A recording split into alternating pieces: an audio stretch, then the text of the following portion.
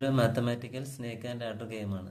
സാധാരണ ഗെയിമിൽ നിന്ന് വ്യത്യസ്തമായി ഈ ഗെയിം കളിക്കുകയാണെങ്കിൽ നമുക്ക് മാത്തമാറ്റിക്കൽ കൺവെർഷൻസ് കുറേ പഠിക്കാനായിട്ട് സാധിക്കും. ഇതിനകത്ത് 2 കളറുകളിലാണ് അറേഞ്ച് ചെയ്തിരിക്കുന്നത്. ഗ്രീൻ കളറിലെ കോളങ്ങൾ ക്വസ്റ്റ്യൻ കോളങ്ങളായിട്ടും യെല്ലോ കളറിലെ കോളങ്ങൾ ആൻസർ കോളങ്ങളായിട്ടാണ് അറേഞ്ച് ചെയ്തിരിക്കുന്നത്. ഇനി ഇതെങ്ങനെ കളിക്കുന്നത് നോക്കാം. ഡൈസ് ആദ്യം ഇട്ടപ്പോൾ നമുക്ക് 1 ആണ് കിട്ടിയേക്കുന്നത്. ഇപ്പം നമ്മുടെ ടോക്കൺ ഫസ്റ്റ് കോളത്തിലോട്ട് കയറുന്നു. ഫസ്റ്റ് കോളത്തിൽ 100 ഗ്രാംസ് എന്നാണ് കൊടുത്തിരിക്കുന്നത്. അപ്പോൾ അതിനടുത്തുള്ള 2 കോളങ്ങൾ ആ യെല്ലോ കോളങ്ങളിലായിരിക്കും ഏതിലെങ്കിലും ഒന്നിലായിരിക്കും അതിൻ്റെ ആൻസർ. അപ്പോൾ 100 ഗ്രാംസിൻ്റെ ആൻസർ 1 കിലോഗ്രാമാണ്. നമ്മൾ ആ കോളത്തിലേക്ക് മാറി. വീണ്ടും നമ്മൾ ഡൈസ് ഇടാം. ഡൈസ് ഇടുന്ന സമയത്ത് നമുക്ക് 2 ആണ് കിട്ടിയെന്ന് വിചാരിക്കാം. 1 2 നമ്മൾ 2 കോളങ്ങളിലേക്ക് നീങ്ങാം. ഇത് യെല്ലോ കോളമാണ്. യെല്ലോ കോളത്തിൽ ആൻസറാണ്. അതുകൊണ്ട് അവിടെ നിന്ന് വേറെ മൂവ്മെൻ്റ് ഒന്നുമില്ല. ഇപ്പോൾ ഡൈസ് ഇട്ടപ്പോൾ നമുക്ക് കിട്ടിയത് 5 ആണ്. അപ്പോൾ 5 കോളംസ് നീങ്ങാം. 1 2 3 4 5.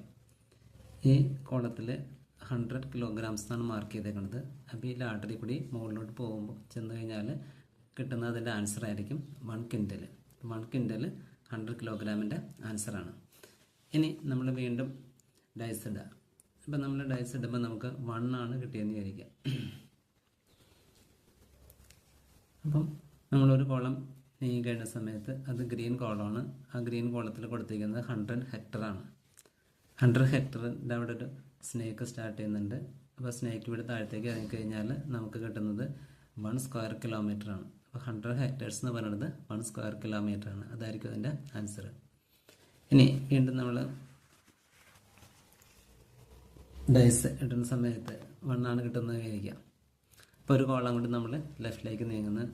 അപ്പോൾ ഈ കോളം ഗ്രീൻ കോളമാണ്. അപ്പോൾ ഈ ഗ്രീൻ കോളത്തിനകത്ത് കൊടുത്തിരിക്കുന്നത് 1000 ബൈറ്റ്സ് എന്നാണ്. അപ്പോൾ 1000 ബൈറ്റ്സിൻ്റെ ആൻസർ ഇതിന് ചുറ്റുമുള്ള 4 കോളത്തിൽ ഏതെങ്കിലും ഒന്നായിരിക്കും അതിൻ്റെ ആൻസർ. അപ്പോൾ 1000 ബൈറ്റ്സിൻ്റെ ആൻസർ 1 കിലോ ബൈറ്റ് ആണ്. അപ്പോൾ നമുക്ക് ആ കോളത്തിലേക്ക് നീങ്ങാം.